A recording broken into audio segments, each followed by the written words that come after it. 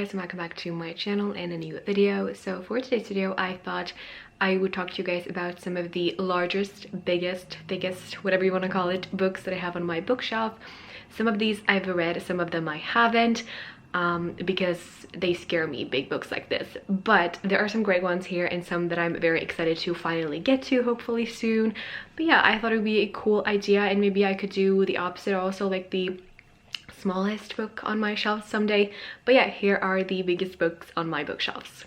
The first book that I want to include was obviously It by Stephen King. This book has 1,376 pages. I would say it depends, probably different copies have different amount of pages.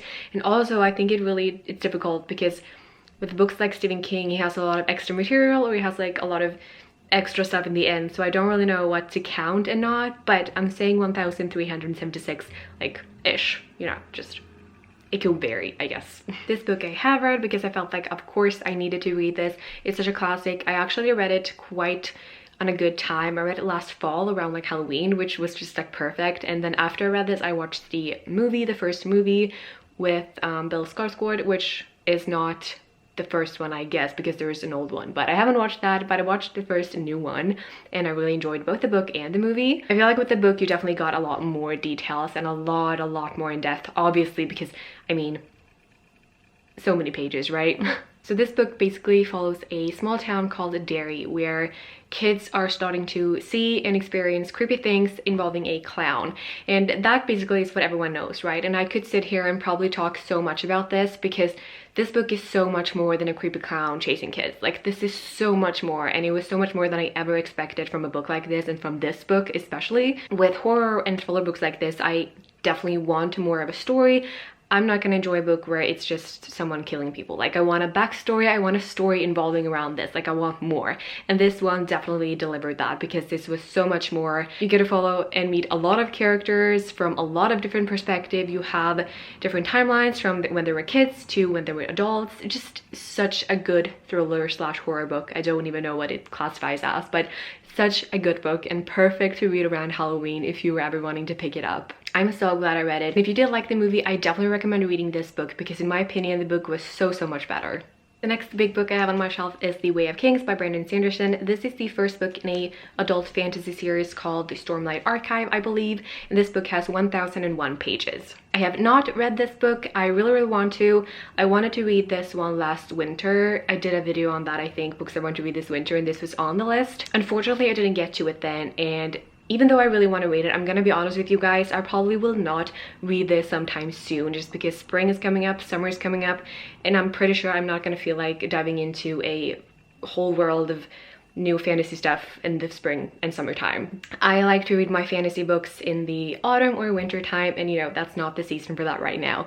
Maybe I will feel like it one day and pick it up and love it, I'm not sure, but to be honest, I think this is gonna wait until winter, fall time, because I'm just not feeling any huge fantasy right now with like an entirely new world building. I have heard so many great things about this one. I am a little bit scared though, because I've never read adult fantasy before, I don't believe, and Sanderson, I've read his YA science fiction series, the Skyward series, which I really enjoy, but that's YA, that's science fiction. So I'm a little bit scared. I have a hard time for fantasy when it's too much fantasy. Like, I can't handle too much fantasy, and I'm afraid this might be that, but I'm of course gonna give it a try and we'll see from there, I guess.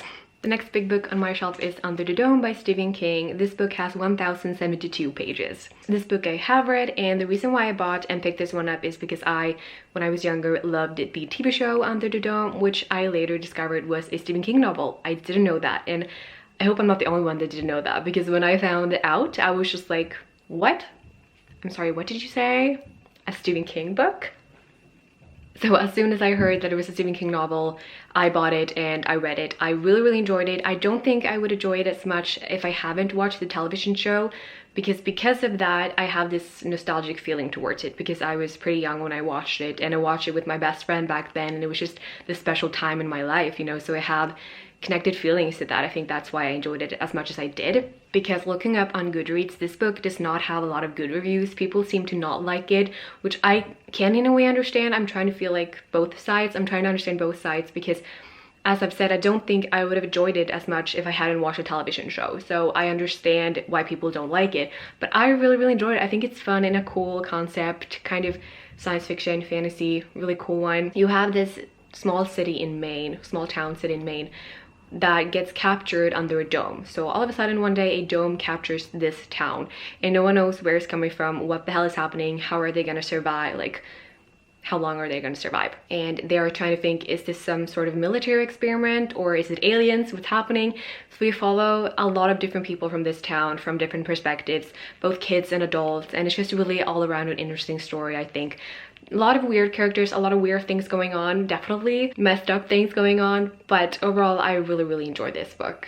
The next big book I have on my bookshelf is The Diviners by Libba Bray. This has been on my wishlist / TBR for a long time. Probably since I started this community of booktube and bookstagram and stuff, because this was all over the place then. A lot of people read it, a lot of people loved it, and everyone seemed to be talking about it. So I've always been intrigued to read it, but I never gotten to it because I don't know, I just haven't been in the mood, I guess. And also one thing that made me not buy it was because I had such a hard time finding this version of the hardback. This is the one that I wanted, this is the one that I like.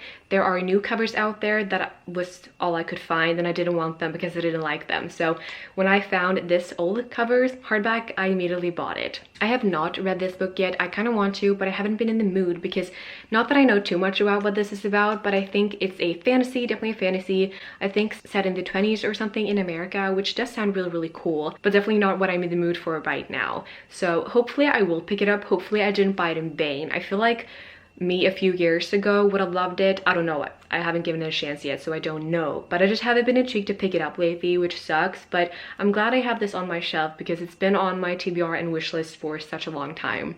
Next big book I have on my shelf is A Court of Silver Frames by Sarah J Maas. This is the last book in the A Court of Thorns and Roses series by Sarah J Maas, which is obviously a highly spoken of a fantasy series by the queen herself, Sarah J Maas. Sarah J Maas has always been on my radar ever since I started this community, but I've never been interested in her books, never wanting to read her books because I thought it was too much fantasy. I thought it would be too complicated, too complex for me, because fantasy can be that for me. I cannot handle too much fantasy, like I can't. So even though I heard endless amount of good things about this series and all of her other books, I never intended to pick them up until I think one day I was just like, okay, you know what the fuck is the hype about? I need to try them out because everyone has been raving about this series and everyone has been talking about them.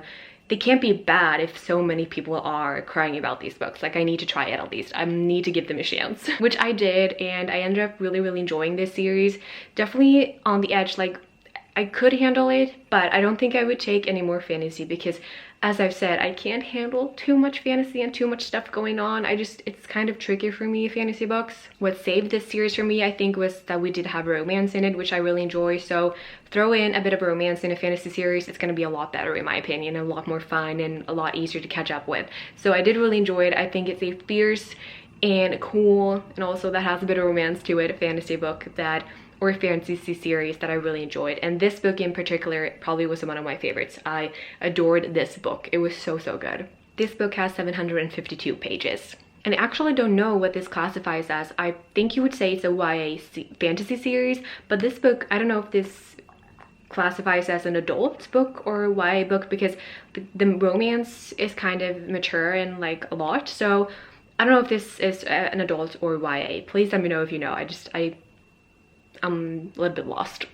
The last book I'm going to show you that is very big on my shelves is The Stand by Stephen King. This book has 1,320 pages and I'm actually in the middle of this. I'm currently reading this. I'm a little bit over halfway.